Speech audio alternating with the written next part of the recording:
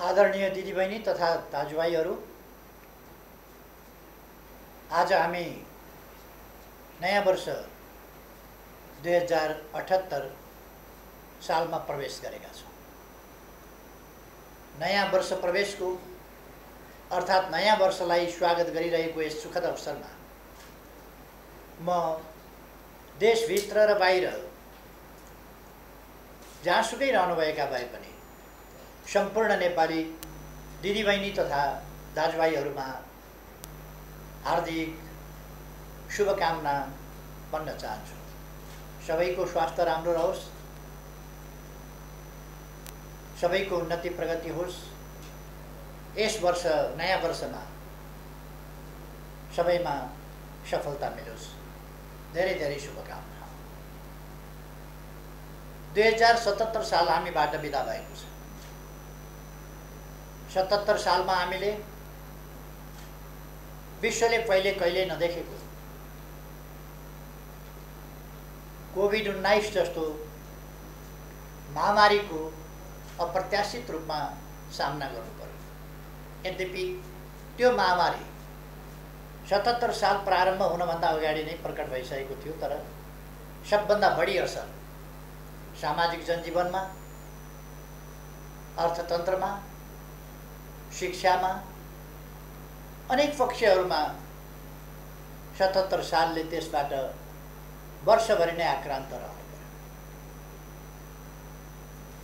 हामीले त्यसलाई कार्तिकबाट नियन्त्रण गर्दै ल्याएका थियौँ, तर फेरि चैत्रको सुरुबाट यसले आफूलाई फेरि अगाडि बढाउन थालेको छ।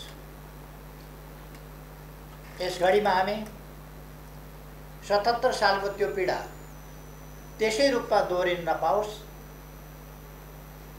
त्यसले तीव्र सङ्क्रमण हुन नपाओस्, त्यसले जनधनको क्षति गर्न नपाओस्, त्यसले अर्थतन्त्रलाई प्रतिकूल असर पार्न नपाओस्, रोजगारीका अवसरहरू खोज्न नपाओस्, आर्थिक वृद्धि दर र हाम्रा विकासका आकाङ्क्षाहरूमा प्रतिकूल असर पार्न नपाओस् भनेर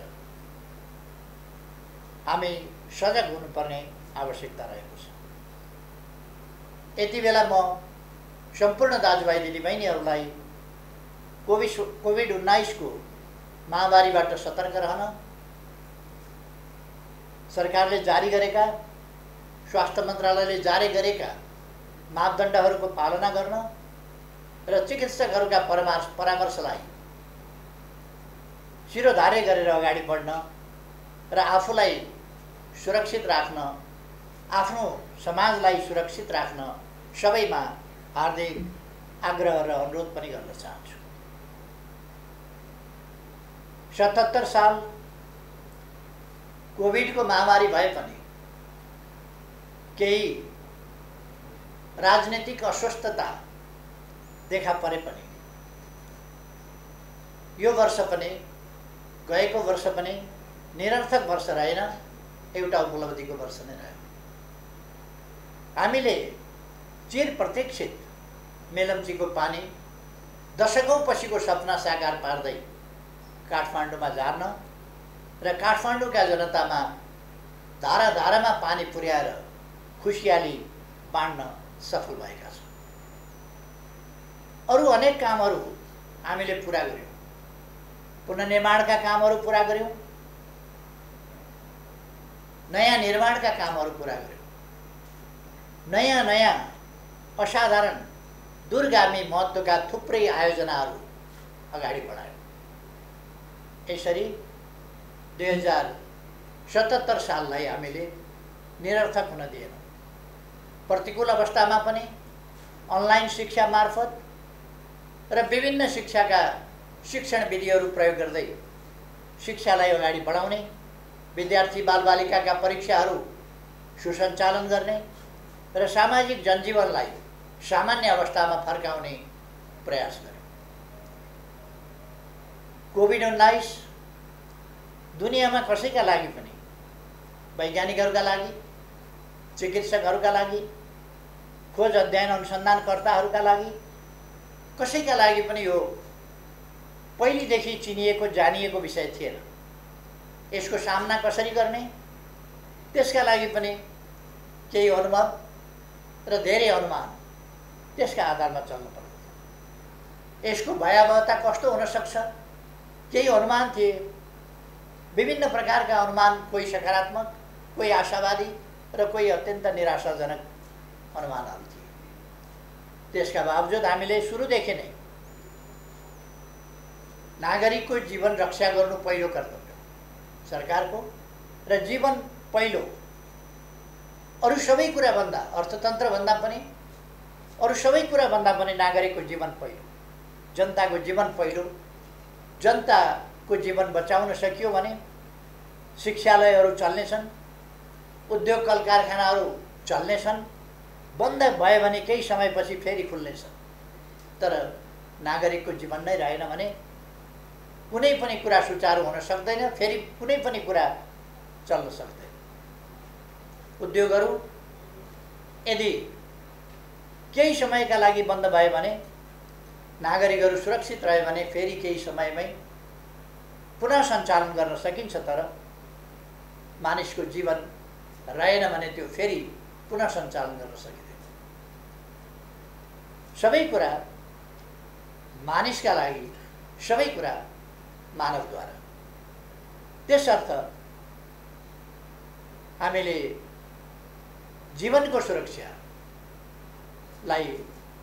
प्राथमिक महत्त्वमा राखेर हाम्रा सबै कोभिड विरुद्धका गतिविधिहरू सञ्चालन गर्यौँ। त्यसले गर्दा हाम्रा सही नीतिकै कारणले हामी असफल भएनौँ। तुलनात्मक रूपमा कम क्षति सामाजिक जनजीवनमा अथवा आर्थिक क्रियाकलापमा, आर्थिक वृद्धि दरमा, यद्यपि समग्र आर्थिक वृद्धि दरमा केही प्रतिकूल असरहरू परे, तर त्यसो भए पनि हामी ऋणात्मक दिशामा जान परेन। हाम्रा कृषि उपजहरूमा वृद्धि दर राम्रै रह्यो। अरू विभिन्न क्षेत्रहरूमा पनि हामीले कृषि दर, वृद्धि दर राम्रै गर्यौँ। हाम्रो व्यापार घाटा सन्तुलनतर्फ फर्काउने प्रयास गएको 77 सालमा पनि जारी रह्यो र हामीले व्यापार घाटाको ग्यापलाई कम गर्दै लाने दिशामा थोरै भए पनि केही सफलता प्राप्त गर्यौँ। अर्थात् गएको वर्ष हामीले सफलताको वर्ष नै मान्नुपर्छ, असफलताको वर्ष होइन।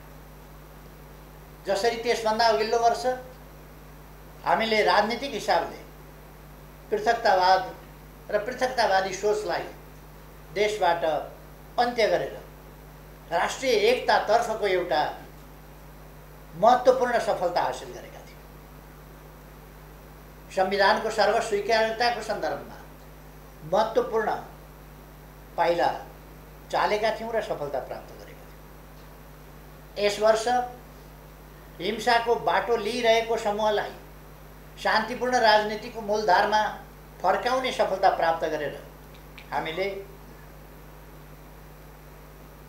अर्को सफलता प्राप्त गर्यौँ कि अब देशमा हिंसाको राजनीति छैन, अर्थात् राजनीतिलाई हिंसाको माध्यमबाट आफ्ना उद्देश्य प्राप्त गर्ने तरिका अवलम्बन गर्ने कुनै समूह छैन। अर्थात् अब राजनीतिक अभिष्ट संवैधानिक र शान्तिपूर्ण राजनीतिको मूलधारबाटै प्राप्त गर्न सकिन्छ। वास्तवमा अब जनतामा सार्वभौम सत्ता रहेको छ, जनता नै सार्वभौम सत्ता सम्पन्न हुन् र सम्पूर्ण राज्य शक्तिका स्रोत हतियार वा अरू कुनै चिज होइन, हिंसा होइन, जनता, जनताको मन र जनताको अभिमत, त्यो नै वास्तवमा राजनीतिको निर्धारक तत्त्व हो र त्यसैबाट जनताको सार्वभौम सत्ता वास्तविक अर्थमा प्रतिबिम्बित हुन्छ। त्यसर्थ यस सन्दर्भमा हामीले ठुला सफलताहरू प्राप्त गरेका छौँ। गएको वर्ष नै हामीले नयाँ नयाँ कामहरू गऱ्यौँ। पहिले केही मात्रै सभागृहहरू थिए। 77 सालमा धेरै सभागृहहरू बने, सुचारू भए। हामीले लुम्बिनीमा 5000 क्षमताको सभागृह, ध्यान केन्द्र, त्यसको निर्माण कार्य सम्पन्न गरेका छौँ। गोदावरीमा निर्माण कार्य 3000 क्षमताको सभा हलको, त्यसको पनि सकिसकेका छौँ। अरू थुप्रै ठाउँहरूमा सभा हलहरू नत्र भने पहिले पोखराको सभा हल, यो राष्ट्रिय सभागृह, प्रज्ञा प्रतिष्ठानको सभा हल लगायतका केही र अन्तर्राष्ट्रिय सभागृह यति मात्रै थिए। यस ठाउँमा अब थुप्रै सभागृह भएका छन्। हामी कहाँ 70 वर्ष अघि ठुलो परिवर्तन भयो। हामी नयाँ युगमा प्रवेश गर्यौँ। वास्तवमा भन्ने हो भने जनप्रतिनिधित्वको युगमा पुग्यौँ। तर जनप्रतिनिधित्वको युगमा आइसक्दा पनि हामीले जनप्रतिनिधिहरू सामेल हुने सर्वोच्च संस्था निर्वाचित गरे पनि त्यो सर्वोच्च संस्था बसेर छलफल गर्ने, निर्णय गर्ने, देशका बारेमा, जनताका बारेमा, देश र जनतालाई कसरी सुविधा पुर्याउने, कसरी अगाडि बढाउने भन्ने सम्बन्धमा निर्णय गर्ने थलो सर्वोच्च विधायिका भवन, संसद भवन हामीसँग थिएन। गत वर्ष नै हामीले संसदीय भवनको कामलाई अगाडि बढाएका छौँ र त्यो हाम्रो नजिकै निर्माण भइरहेको छ। यस्ता थुप्रै निर्माण कार्यहरू सम्पन्न भएका छन्। हामीले थुप्रै जनतामा आशा जगाउने कामहरू गरेका छौँ। कतिपय कोणहरूबाट केही पनि भएन, केही पनि भएको छैन भन्ने हल्ला चलाउने, जनतालाई निराश बनाउने, जनतामा असन्तुष्टि भड्काउने प्रयासहरू भइरहे पनि सरकार त्यसबाट किञ्चित विचलित भएन। हामीले आशा जगाउने कामहरू, जनतामा आशा जगाउने कामहरू र सरकारका क्रियाकलापहरूप्रति भरोसा जगाउने कामहरू र भविष्यप्रति आशा र विश्वास जगाउने कामहरू लगातार गर्यौँ। हामीले बाटाहरूको सन्दर्भमा भन्ने हो भने थुप्रै बाटाहरू, दिनमा 5.5 किलोमिटर भन्दा बढी बाटो, प्रतिदिन 5.5 किलोमिटर बाटो बनेको छ यस बीचमा। र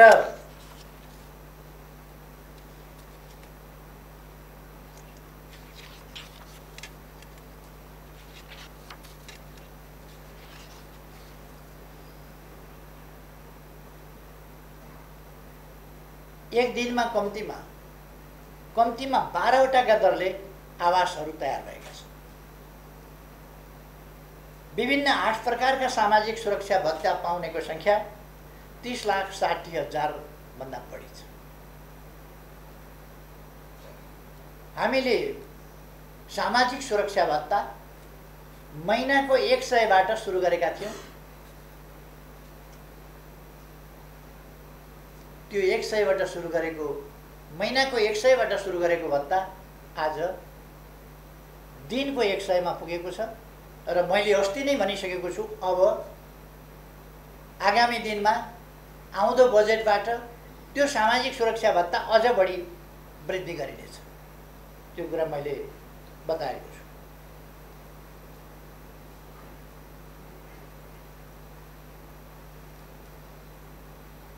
यस अवधिमा सामाजिक सुरक्षा भत्ता प्राप्त गर्ने सङ्ख्या थपिएको छ र त्यो लगभग 5 लाखको सङ्ख्यामा थपिएको छ। श्रमिकहरूका लागि औपचारिक र अनौपचारिक दुईटै क्षेत्र समेट्ने गरी हामीले योगदानमा आधारित सामाजिक सुरक्षा एउटा नयाँ अवधारणा ल्याएका छौँ र त्यसलाई कार्यान्वयन गरेका छौँ। यो 2075 मङ्सिर 11 गतेबाटै हामीले सुरु गरेका थियौँ। यस्ता थुप्रै कामहरू हामीले गरेका छौँ। मैले सडकको कुरा गरेँ, 5.5 किलोमिटरभन्दा बढी सडक हामी प्रतिदिन निर्माण गरिरहेका छौँ। हरेक दिन कम्तीमा एउटाभन्दा बढ्ताका दरले झोलुङ्गे पुल, हरेक दोस्रो दिन कम्तीमा एउटा सडक पुल, हरेक तेस्रो दिन एउटा ग्रामीण सडक पुल यस ढङ्गले निर्माण गरेको छ। पूर्वमा जाने हो भने भद्रपुर गलगलिया मेची खोलामा पुल बनेको छ। पश्चिममा जाने हो भने गड्डा चौकीमा पुल बनेको छ महाकाली। पूर्वदेखि पश्चिमसम्म हामीले नदी करिडरहरू, महाकाली करिडरदेखि लिएर कोशी करिडरसम्म विभिन्न करिडरहरू निर्माण गरेका छौँ। विभिन्न नाकाहरू खोलेका छौँ। उत्तर दक्षिणका बाटाहरू लिङ्क रोडका रूपमा, राजमार्गका रूपमा बनाएका छौँ। मध्य पहाडी राजमार्ग, जसलाई हामी पुष्पलाल राजमार्ग भन्छौँ, पुष्पलाल राजमार्ग तीव्रतर ढङ्गमा बनिरहेको छ र स्तरोन्नति पनि भइरहेको छ। मदन भण्डारी राजमार्गको निर्माणको वेग तीव्र छ। मैले भनिरहनु पर्दैन, पूर्वदेखि पश्चिमसम्मका दाजुभाइ दिदीबहिनीहरूले देखिरहनु भएको छ कुन ढङ्गले मदन भण्डारी राजमार्गको निर्माण भइरहेको छ। पूर्व पश्चिम राजमार्ग स्तरोन्नति गर्ने काम, त्यसलाई चौडा बनाउने काम विभिन्न ठाउँमा हामीले अगाडि बढाइरहेका छौँ र यसलाई केही वर्षभित्र हामी पुरा गर्दैछौँ। हुलाकी राजमार्ग अत्यधिक ठुलो मात्रामा सम्पन्न भइ नै सकेको छ। केही ठाउँहरूमा मात्रै सम्पन्न हुन बाँकी छ, खास गरी निकुञ्ज आदिका कारणहरूले। नत्र भने हामीले त्यसलाई पनि निर्माण गरिसकेका छौँ। अरू राजमार्गबाट सदरमुकाम, तराईमा सदरमुकाम जोड्ने बाटाहरू 4 लेनका 6 लेनका बाटाहरू स्तरोन्नति गरिएका छन्। रेलमार्ग हामीले जनकपुरमा 2टा रेल ल्याइसकेका छौँ र यसै महिनाबाट सञ्चालन प्रारम्भ गर्दैछौँ। पूर्व पश्चिम रेलमार्ग कतिपय ठाउँमा ट्र्याक बनाउने काम, कतिपय ठाउँमा पुल बनाउने काम, अनेक कामहरू हामीले सुरु गरिसकेका छौँ। जग्गा अधिग्रहणका कामहरू सुरु गरेका छौँ र अब छिटै नै पूर्व पश्चिम रेलमार्ग हुँदैछ। आशा जगाउनुपर्छ, जनतामा विश्वास जाग्नुपर्छ, विकास निर्माणका काम अगाडि बढ्छ। यो कुरा हामीले रेलको चर्चा गऱ्यौँ आज कोशीमा, गण्डकीमा। आफ्नै उत्साहमा, आफ्नै लगानीमा निजी क्षेत्रबाट केही उत्साही युवाहरूले स्टिमर चलाइसक्नु भएको छ। अब 13 मिनटमा भोजपुर पुग्न सकिन्छ, 11 मिनटमा भोजपुर पुग्न सकिन्छ र भोजपुरबाट चतरा धाम होइन, तल चतरा बजारसम्म आउन सकिन्छ। यसरी हामीले ठुलो प्रगति यी विभिन्न क्षेत्रहरूमा गरेका छौँ। पुनर्निर्माण प्राधिकरणले असाधारण काम गरेको छ र हामीले भनिरहनु पर्ला जस्तो लाग्दैन। रानी पोखरी हामीले शिलान्यास गरिसक्यौँ।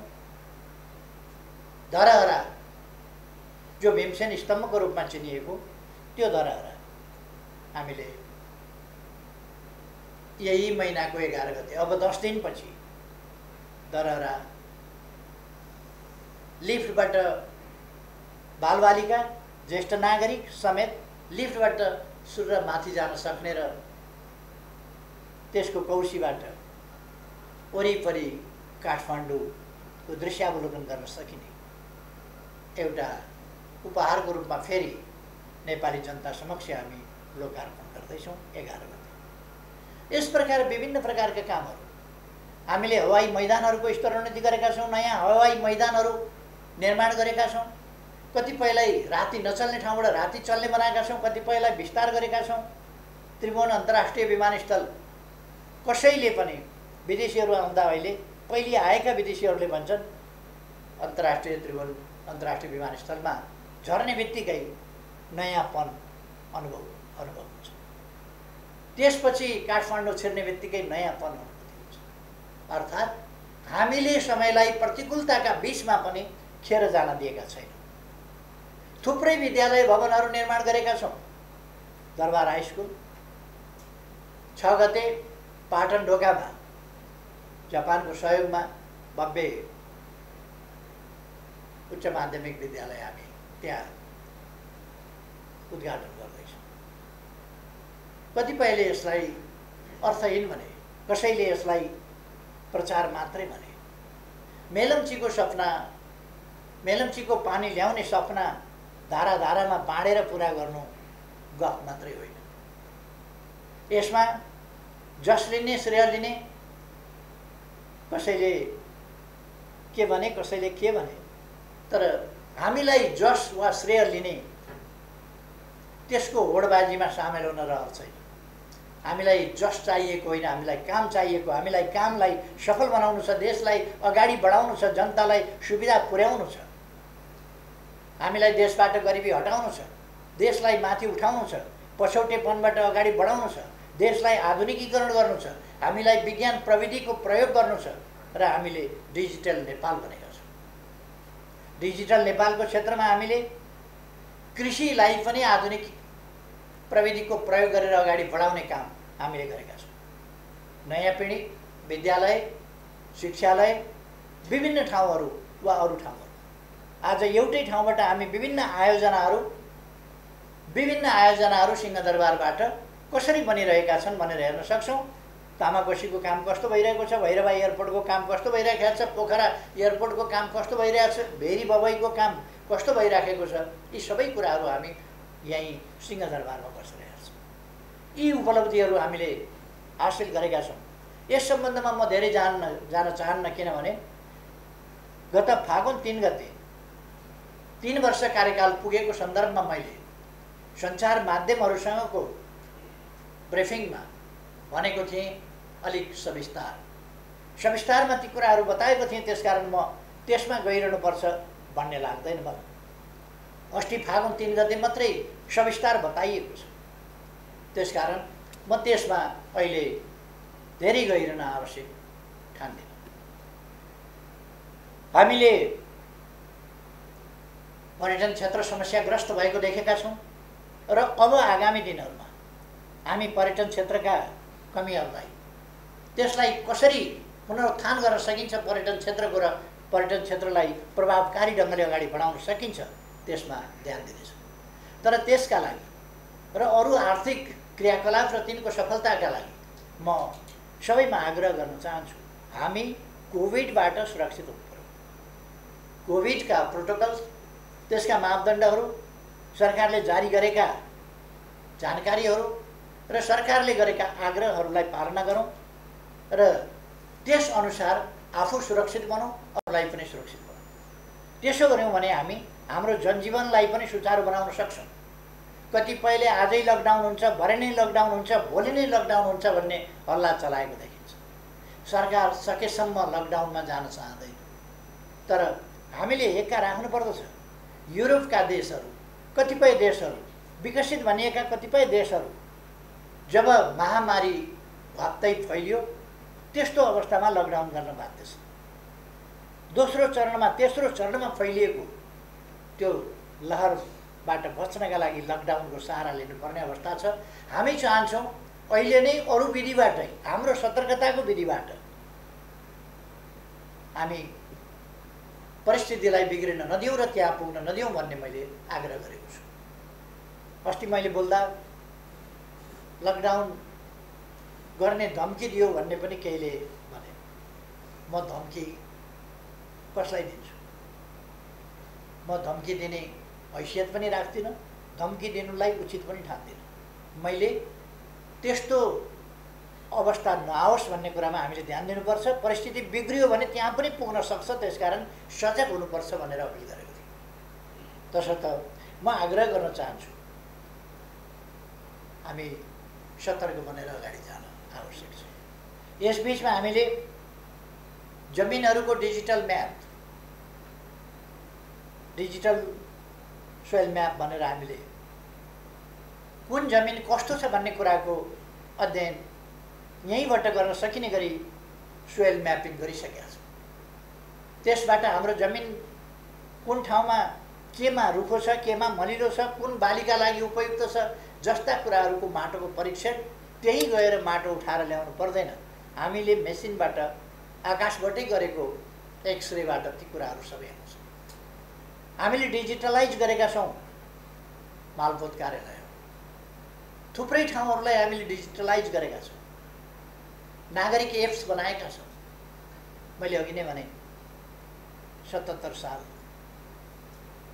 असफलताको वर्ष होइन, त्यो राजनीतिक हिसाबले होस्, आर्थिक हिसाबले होस्, त्यसै गरेर सामाजिक क्षेत्रमा पनि यो सफलताको वर्ष रहेको छ। हामीले सडक बालबालिकाहरू यो 2078 सालभित्र सडक बालबालिका, सडक मानव र सडकमा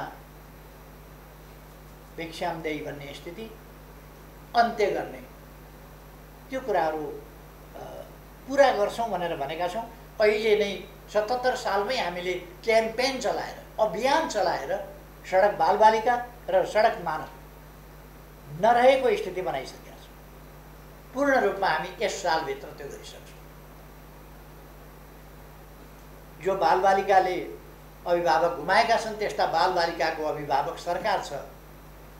जो ज्येष्ठ नागरिकहरूले सहारा गुमाएका छन् उनीहरूको सहारा सरकार छ। जसले विभिन्न कारणले भिख मागेर हिँड्नु पर्ने स्थिति सिर्जना भएको छ, त्यो स्थितिको अन्त्य गर्न र वास्तविक अर्थमा त्यस्तो अवस्था छ भने त्यसलाई अन्त्य गरेर एउटा सम्मानित जीवन बाँच्न पाउने त्यस स्थितिको निर्माण सरकारले गर्छ भनेर हामीले भनेका छौँ।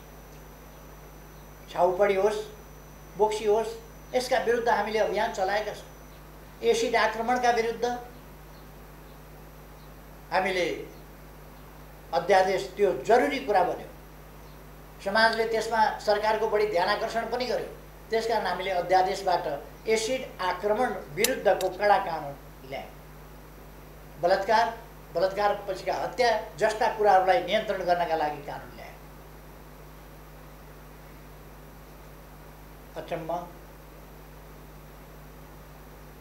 लडेर ल्याएको संसद, मुद्दा लडेर ल्याएको संसद चल्न दिएर संविधानले भनेको पहिलो दिन प्रस्तुत गर्न पर्ने अध्यादेश संसदमा प्रस्तुत गर्न नदिएर एउटा अप्रिय र अशोभनीय स्थितिको निर्माण भएको छ।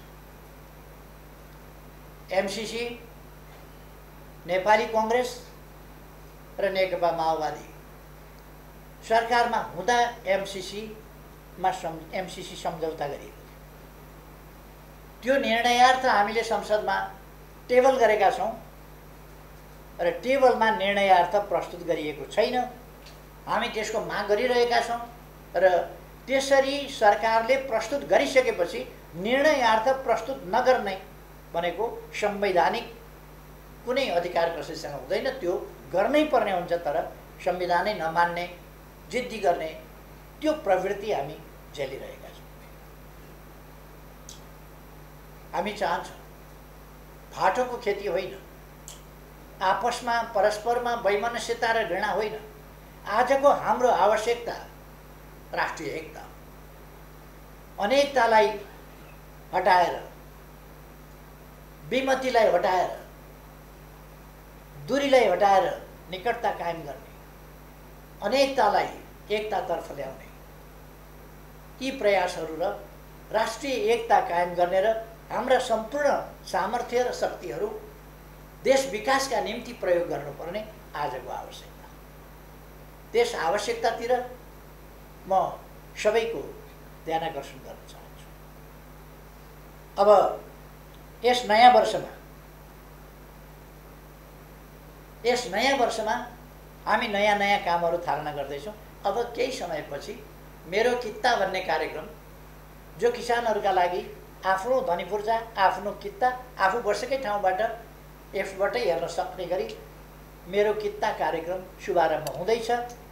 यस कार्यक्रमको केही घन्टाभित्रै अथवा हामी यस्ता कार्यक्रमबाट सुरु गर्दैछौँ जो आधुनिकीकरणतर्फको, डिजिटल प्रयोगतर्फको, प्रविधि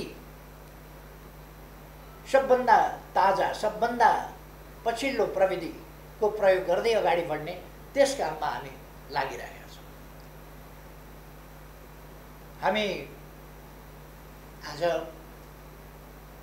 पुरस्कृत सम्मानित हुने, राष्ट्रिय जीवनका विभिन्न क्षेत्रमा विभिन्न ढङ्गले महत्त्वपूर्ण सेवा गर्ने राष्ट्रसेवकहरूदेखि लिएर समाजसेवीहरूसम्म, उद्यमी व्यवसायीहरूसम्म विभिन्न तह तबकाका महानुभावहरूलाई सम्मानित गर्ने कार्यक्रम पनि यसपछि तुरुन्तै गर्दैछ।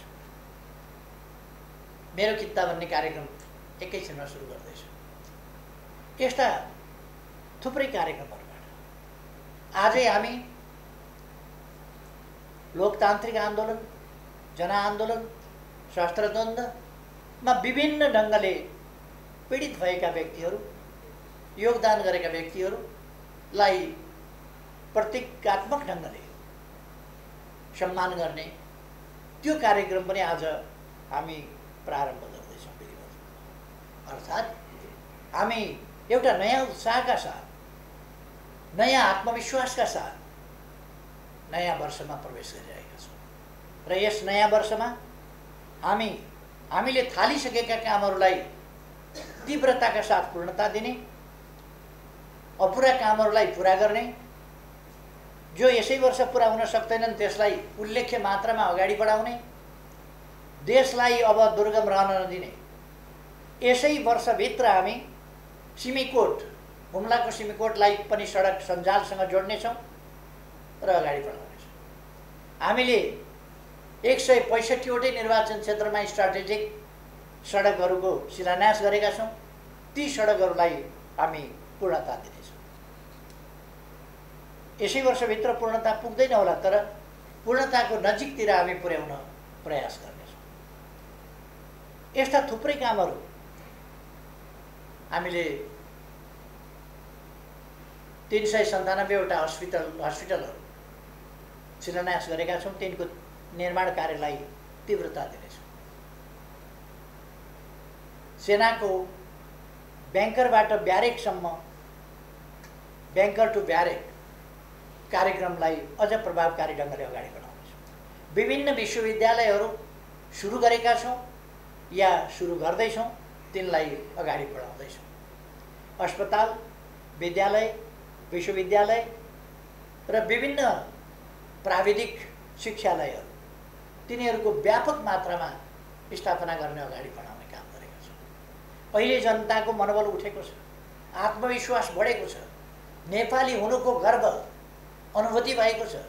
त्यसै कारण 12औं दक्षिण एसियाली खेलकुदमा हामीले जम्मा 3वटा स्वर्ण पदक जितेका थियौँ। तर 13औंमा आइपुग्दा खासै सुविधा धेरै वृद्धि हुन सकेका छैन होला, तर आत्मविश्वास र मनोबल बढेको छ। त्यसै कारण हामीले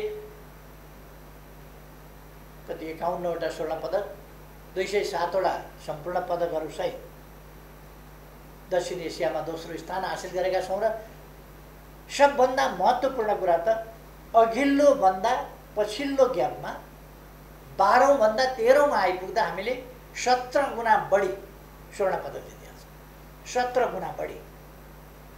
यो सानो उपलब्धि होइन र यस उपलब्धिका पछाडि सबभन्दा महत्त्वपूर्ण कुरा वास्तवमा नेपालीको मनोबल उठेको कारणले छ। गएको वर्ष हामीले आफ्नो भूभाग समेत सामेल गरेर नेपालको नयाँ नक्सा जारी गर्यो।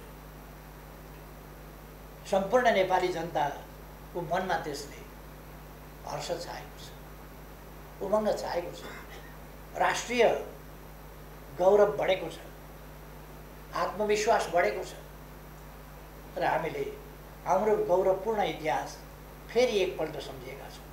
हाम्रो बहादुरीको इतिहास फेरि एकपल्ट सम्झेका छौँ।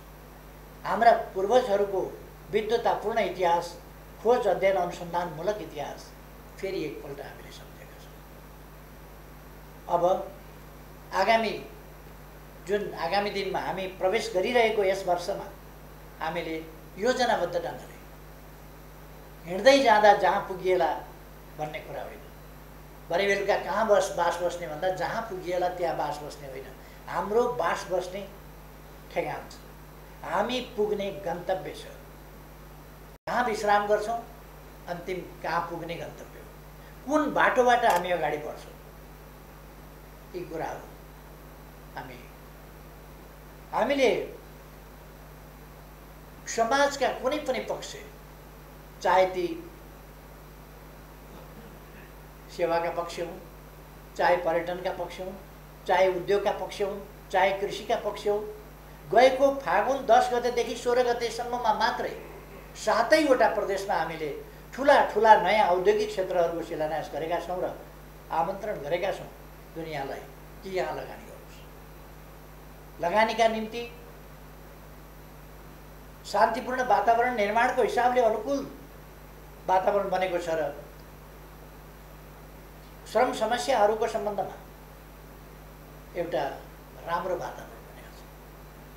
श्रमिक, श्रमदाता र सरकारका बीचको समन्वय र सहकार्यमा नै तत् क्षेत्रका कानुन नीति नियमहरू निर्माण गर्ने र त्यस क्षेत्रलाई सहज ढङ्गले विकासको मार्गमा अगाडि बढाउने कामहरू भएका छन्। ती कामहरूलाई आगामी दिनमा हामी अझ तीव्रताका साथ अगाडि बढाउनेछौँ। म यस घडीमा सम्पूर्ण दाजुभाइ दिदीबहिनीहरूलाई विभिन्न प्रकारका हल्लाहरूका पछाडि नअल्मलिन, राष्ट्र निर्माणका काममा ढुक्कले आत्मविश्वासका साथ अगाडि बढ्न, निराशा जगाउन खोजिएका प्रयासहरूलाई अस्वीकार गर्न र आशावादिता आफूमा लिएर अगाडि बढ्न सबैमा हार्दिक आग्रह गर्न चाहन्छु। हामी सबैको निष्ठा देशप्रति, देशका जनताप्रति, हामी सबैको निष्ठा मानव जातिको सर्वोपरि हितको रक्षाप्रति। हामीले अन्तर्राष्ट्रिय क्षेत्रमा हाम्रा राष्ट्रिय हितहरूलाई रक्षा गर्दै, तिनीहरूलाई सम्वर्धन गर्दै र हामीले भनेका छौँ राष्ट्रिय हितको प्रश्नमा जहिले पनि न्यायोचितता र अन्तर्राष्ट्रिय उत्तरदायित्व यी पक्षहरूलाई हामीले बिर्सनु हुँदैन। न्याय बिनाको या न्यायरहित राष्ट्रिय हित राष्ट्रिय अहङ्कार हुन सक्छ अथवा अन्यायपूर्ण राष्ट्रिय हित हुन सक्छ। त्यस कुरामा हामी सजग हुनुपर्छ। हामी आफू पनि न्यायसहितको र अन्तर्राष्ट्रिय उत्तरदायित्व सहितको शान्तिको पक्षको, न्यायको पक्षको, विकासको पक्षको, समानताको पक्षको यस्तो अन्तर्राष्ट्रिय सम्बन्धको पक्ष पोषण गर्छ र अरू सबै विश्वसँग पनि हामी त्यही अपेक्षा गर्छौँ। विश्वलाई शान्ति आवश्यकता छ, विकासका निम्ति शान्ति आवश्यकता छ, मानवीय सुखका निम्ति, निर्भय वातावरणका निम्ति, अमन चयनका निम्ति शान्तिपूर्ण वातावरण आवश्यक छ। त्यसकारण हामीले शान्तिपूर्ण वातावरण अरू कसैले निर्माण गर्ने होइन, दुनियाँका विभिन्न देशका नेतृत्ववर्गले यसमा गम्भीरताका साथ सोच्नु पर्दछ। अबको विश्वलाई हामीले भयमुक्त विश्व, त्रासमुक्त विश्व, समानतायुक्त विश्व, मानिसले सम्मानजनक जीवन जिउन पाउने विश्व, जैविक र मानवीय आवश्यकताको न्यूनतम न्यायोचित परिपूर्तिबाट प्रारम्भ गरेर सम्पूर्ण आवश्यकताहरूको यथोचित न्यायोचित परिपूर्ति र सुरक्षित र सम्मानित जीवन, यस्तो विश्व बनाउनका निम्ति म आग्रह गर्न चाहन्छु। हामीले हाम्रो सामाजिक जीवनका कुनै पनि क्षेत्रलाई छोडेका छैनौँ, बिर्सेका छैनौँ भनेर मैले भने। चाहे अपाङ्गता भएका व्यक्तिहरूको सन्दर्भ होस्, अशक्तता भएका व्यक्तिहरूको सन्दर्भ होस्, अथवा सामाजिक जीवनका अरू क्षेत्रहरू, युवाहरूका भावनाको कुरा होस्, युवाहरूका समस्याहरू समाधानको कुरा होस्, त्यसप्रति सरकार सजग छ र सजगताका साथ युवा शक्तिलाई साथ लिएर अगाडि बढ्न चाहन्छ। हिजो द्वन्द्वका कारणले गाउँ बस्न सकेनन्, हिजो द्वन्द्वका कारणले सहर आएर पनि धर भएन, जीविका चल्ने स्थिति भएन र विदेश जाने एउटा सिलसिला सुरु भयो र त्यसले लहरको रूप लियो। अब आज त्यस्तो अवस्था होइन। विदेश बढी असुरक्षित छ, विदेश बढी कष्टपूर्ण छ। त्यसकारण हामी देशभित्रै बसौँ, देश निर्माणका काममा जुटौँ, उपलब्ध रोजगारीका अवसरहरू प्रयोग गरौँ र उपलब्धको प्रयोग गरौँ, उपयुक्तको खोजी गरौँ। सरकार रोजगारीका अवसरहरू युवाहरूलाई उपलब्ध गराउन चाहन्छ र उपयुक्त रोजगारीका अवसरको खोजी गर्दै ती पनि उपलब्ध गराउन चाहन्छ। त्यसकारण म आग्रह गर्न चाहन्छु हाम्रो युवा समुदायसँग, जो रोजगारी उपलब्ध छ त्यसको प्रयोग गरौँ। उपयुक्त प्रकारको रोजगारी यो होइन भन्ने ठानिएको छ भने त्यो क्रमशः उपलब्ध रोजगारीको प्रयोग गर्दै जाँदा हामी त्यसलाई प्रयोग गर्न प्राप्त गर्न सक्छौँ र भोलि देशको विकाससँगै रोजगारीका अवसरहरू, रोजगारीका अवसरसँगै देशको विकास अन्योन्याश्रित ढङ्गले अगाडि बढ्नेछ। हामी ओलाङचुङ गोलाको बाटोबाट तिब्बत जोड्ने कुरा होस्, किमा थाङ्खाको बाटोबाट तिब्बत जोड्ने कुरा होस्, दक्षिणतर्फ त हामीले बाटाहरू जोडेका छौँ, थुप्रै पुलहरू निर्माण गरेका छौँ। अब डुबानका समस्या हामी समाधान गर्दैछौँ। हामी चाँदनी दोधारामा 10 क्युमेक्स पानी लगेर शारदाको ब्यारेजबाट पानी, त्यहाँको टनेलबाट, शारदाको टनेलबाट, क्यानेलबाट पानी उपलब्ध गराउँदैछौँ। त्यसर्थ म आशावादिताका साथ अगाडि बढाउनु छु। सुनकोशी मरिन डाइभर्सन हामीले शिलान्यास गऱ्यौँ। 31 मेगावाट विद्युत समेत त्यहाँबाट निस्किँदैछ र मैले भनेको छु, जब हामी सुनकोशीमा ड्याम बाँध्न थाल्छौँ, सँगसँगै अरू सबै काम थालिनुपर्छ र सुनकोशीको ड्याम पुरा भएका दिन सुरुङ पनि तयार भइसकेका हुनुपर्छ, पावर हाउस पनि तयार भइसकेका हुनुपर्छ, पावर हाउसबाट निस्किएको बिजुली बोक्ने ट्रान्समिसन लाइन पनि तयार भइसकेका हुनुपर्छ, बागमतीमा बाँध पनि बाँधिसकेका हुनुपर्छ र त्यो बाँधेको बाँधबाट खेतसम्म पानी लाने नहर पनि खनिसकेका हुनुपर्छ। यो तालमेलका साथ काम अगाडि बढेको हुनुपर्छ भनेर मैले निर्देश पनि गरिसकेको छु। यसले मैले पहिले प्रदेश नम्बर 2 को प्रदेश सभालाई सम्बोधन गर्दा भनेको थिएँ कि हामी सुनकोशीको पानी पहाड वाल पारेर त्यहाँ सुरुङ खनेर मरिनमा झार्नेछौँ र सिँचाइ गर्नेछौँ। 1,85,000 बिघा, त्यसबाट बारा, रौतहट, सर्लाही, महोत्तरी, धनुषाका 1,85,000 बिघा जमिन त्यसले सिँचाइ गर्छ। अर्को आयोजना हामी सुरु गर्दैछौँ त्यहाँ सुनकोशी कमला डाइभर्सन, जसबाट 1,70,000 बिघा थप सिँचाइ हुनेछ। अर्थात् तराईको मोटामोटी सिँचाइको समस्या पुरा हुनेछ। त्यसलाई हामी पुरा गर्दैछौँ र कृषिको आधुनिकीकरणमा यसले ठुलो योगदान पुर्याउँछ। तमर, चिस्याङ, नौमुरे जलविद्युत आयोजनाबाट, त्यो बहुद्देश्य आयोजनाबाट गरिने कपिलवस्तु लगायतको सिँचाइको प्रबन्धदेखि लिएर अरू थुप्रै कामहरू भेरी बबई तयार हुने लागेको छ र हामी बाटा निर्माणहरूको सन्दर्भमा पनि, सडक निर्माणको सन्दर्भमा पनि र आवश्यकता परेमा अरू प्रकारका पनि फास्ट ट्र्याक अगाडि बढिरहेको छ र त्यहाँ पनि लामा लामा 2टा टनेल बन्दैछ। हामी टनेल युगमा प्रवेश गर्नका लागि बाटाको क्षेत्रमा यो थानकोट नौबिसे सडक, त्यसबाट पनि देखिएको छ हामी टनेल युगमा प्रवेश गरेका छौँ। अब काठमाडौँवासीलाई एउटा सजिलो के पनि भएको छ भने टनेल निर्माण कसरी भइरहेको छ त्यो हेर्न जाने, टनेल कसरी निर्माण हुँदो रहेछ, कसरी अब टनेलबाट नौबिसे छिर्ने, नौबिसेबाट काठमाडौँ छिर्ने, त्यो बाटो 3-4 किलोमिटरको बाटो भएर कसरी आउँदैछ, त्यस्ता कुरा। उत्तर दक्षिण रेल, उत्तर दक्षिण बाटा र यिनीहरूमा पनि टनेलको प्रयोग, यी कामहरू पनि हामी गर्दैछौँ। अथवा नेपाल एकपछि अर्को गरी नयाँ युगमा प्रवेश गर्दैछ। यो 2078 साल वैशाख 1 गते लाग्दा पात्रो अथवा क्यालेन्डर, त्यसको पाना पल्टिएको मात्रै होइन, पात्रोको पाना पल्टिएको मात्रै होइन, मिति परिवर्तन भएको मात्रै होइन, हामीले यहाँको स्तर पनि परिवर्तन गरेका छौँ, स्तर पनि परिवर्तन गर्दै जानेछौँ। यस आशावादिताका साथ अगाडि बढौँ भन्ने म सबैमा धेरै धेरै आग्रह गर्न चाहन्छु र फेरि एकपल्ट सम्पूर्ण नेपाली दिदीबहिनी तथा दाजुभाइहरूमा कोभिड-19बाट सावधान रहन, यसको बचावका उपायहरू गर्न, बालबालिकाहरूलाई पनि बचाउन, ज्येष्ठ नागरिकहरूलाई पनि बचाउन अगाडि बढौँ। हामीले खोपको सुरुवात गरिसकेका छौँ। 18.5 लाख लगभग व्यक्तिले खोप लगाइसकेको स्थिति छ। खोपको कार्यक्रम अगाडि बढ्दै जानेछ र यसलाई हामी नियन्त्रण गर्न सफल हुनेछौँ भन्ने विश्वासका साथ अघि बढौँ। सबैमा धेरै धेरै फेरि पनि शुभकामना भन्न चाहन्छु। नयाँ वर्ष 2078 सबैका लागि सुस्वास्थ्य, सुख समृद्धि, सफलताको वर्ष रहोस्, सबैको खुसीको वर्ष रहोस्। सबैमा धेरै धेरै धन्यवाद।